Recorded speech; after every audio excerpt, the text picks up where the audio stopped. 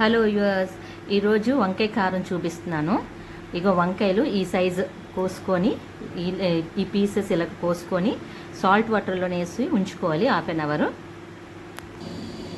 Oil వేసుకుంటాము.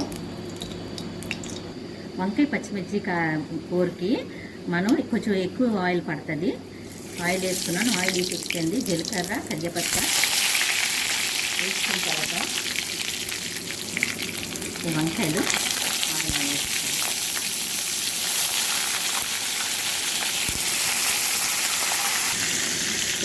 పసుపు వేసుకుంటాం. ఒకసారి కలుపుకొని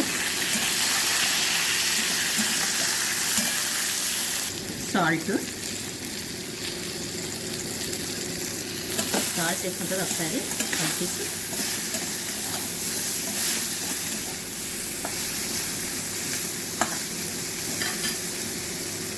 కవర్ చేసుకోండి. ఈ మసాలా పేస్ట్ చేసుకోవాలి. పచ్చిమిరపకాయ, జీలకర్ర, ధనియా పత్తా, అల్లం ఇది మిక్సీ జార్లో వేసుకొని మిక్సీ చేసుకోవాలి. మధ్య మధ్యలో కలుపుకోవాలి. ముక్క మెత్తబడాలి, కొంచెం మెత్తబడాలి.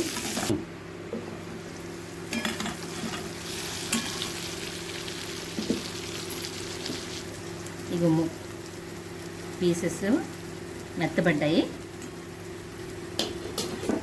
మెత్తబడిన దాంట్లోని మనం పచ్చిమిరపకాయ, అల్లం, జీలకర్ర మిక్సీ చేసాం కదా, ఆ పేస్ట్ వేసాలి. దీనికి ఏ విధంగా కూడా కారం యూజ్ చేయం. ఈ పచ్చిమిరపకాయలతోనే మనం కర్రీ చేయాలి.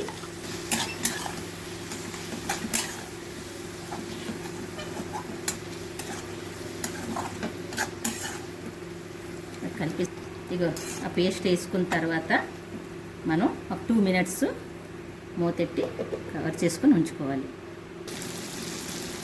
ఇగో ఈ విధంగా వేగిపోవాలి. మసాలా పచ్చి వాసన పోయిన వరకు, ఎందుకంటే మనం పచ్చిమిరపకాయ వాడాం కదా, పచ్చి వాసన పోయిన వరకు మనకి ఇలాగా ఫ్రై అవ్వాలి. ఇగో కర్రీ రెడీ అయిపోయింది. వంకాయ పచ్చిమిరపకాయ కర్రీ.